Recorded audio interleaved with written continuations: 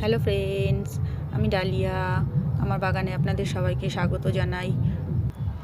আজ কোনো গাছ সম্বন্ধে আলোচনা করব না, কোনো গাছ নিয়ে কোনো কথা বলবো না। আজ অন্য একটা টপিক নিয়ে আলোচনা করব। টপিকটা দেখে আপনারা হয়তো বুঝতেই পেরে যাচ্ছেন যে কী নিয়ে আলোচনা করব।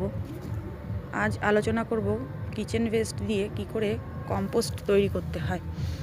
তো এখানে দেখুন, প্রথমে আমি একটা প্লাস্টিকের গামলা নিয়েছি বড়।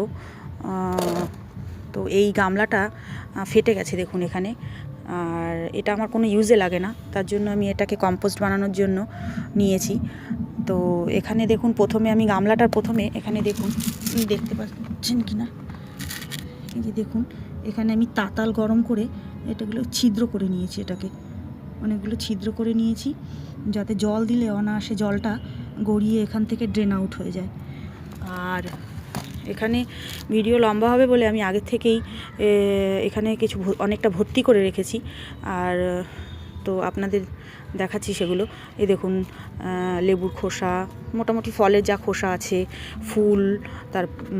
ফুল যেগুলো শুকিয়ে গেছে গাছের থেকে কেটে বাদ দিয়েছি সেইগুলো, পুজোর ফুল আছে, সবজির খোসা আছে, শুকনো পাতা আছে গার্ডেনের, সব কিছু দিয়ে এখানে দেখুন ডিমের খোসা রয়েছে। হ্যাঁ, তো ডিমের খোসাও আপনারা দিতে পারেন, কিন্তু যে কোনো জিনিস দেবেন একটু ছোট ছোট টুকরো করে দেবেন, কেন কি ছোট ছোট টুকরো করে দিলে খুব তাড়াতাড়ি ডিকম্পোজ হয়ে যায়, আর বড় বড় টুকরো থাকলে একটু টাইম লাগে। তো এখানে আমি আগের থেকে পুরো ফিল করে রেখেছি। এখানে আমি এখন আরও কিছু ভর্তি করব এর মধ্যে ভরে। দেখুন এখানে দেখুন সবজির খোসা দিচ্ছি, পেঁয়াজের খোসা। আপনারা এটা মনে রাখবেন, কখনো রান্না খাবার যেটা পচে গেছে সেটা কখনোই দেবেন না, সেগুলো না, শুধু এইগুলো আর কি, রান্নাঘরে যেগুলো। দেখুন আমি এগুলো পুরো ভর্তি করছি, পুরো ভরে দেবো এখন। এইভাবে পুরোটা ভর্তি করে দেওয়ার পর আমি এগুলোকে চারপাশ থেকে এমনি করে চেপে দেবো, ভালো করে চেপে দিলাম। চেপে দিয়ে এর ভেতরে আমি এবার জল দিয়ে দেবো। এখানে দেখছেন আমি মগের সাহায্যে একটু জল দিয়ে দিচ্ছি, বেশ ভালো করে। অল্প জল ছিটিয়ে দেবেন না, জাস্ট ওয়েট করে দেবেন, একদম অল্প করে ছেটাবেন না, ভালো করে ভিজিয়ে দেবেন। তাহলে কি হবে, এই যে আপনি ছিদ্রটা করেছেন, বাকি জলটা ড্রেন আউট হয়ে যাবে, কিন্তু ভেতরে ময়েশ্চারটা পুরো জমা থাকবে। এবার আমি কি করব, 10 থেকে 12 দিন একটা শেড জায়গায় রেখে দেবো গামলাটাকে, তারপরে আমি এটাকে ঢেকে দেবো।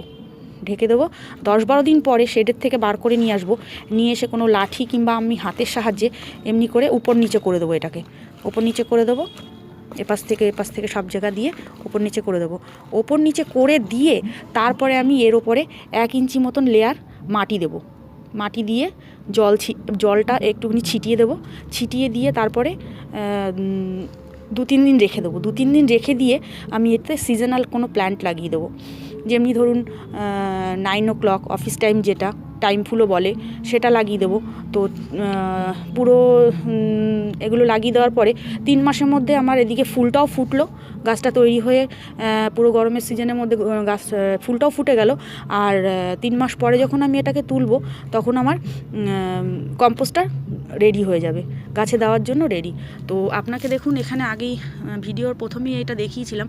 এটা দেখুন একটা ভাঙা টিন, এটা আমার বাড়ির কাজের সময় নিয়ে এসেছিলাম, মিস্ত্রিদের কাজে লেগেছিল, কিন্তু এখন কোনো কাজে লাগে না এই টিনটা।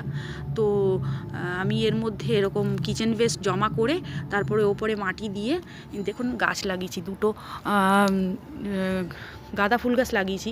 গাছটা কতটা হেলদি দেখেছেন, আর কত কুড়ি এসেছে দেখুন, কত কুড়ি, ভর্তি কুড়ি।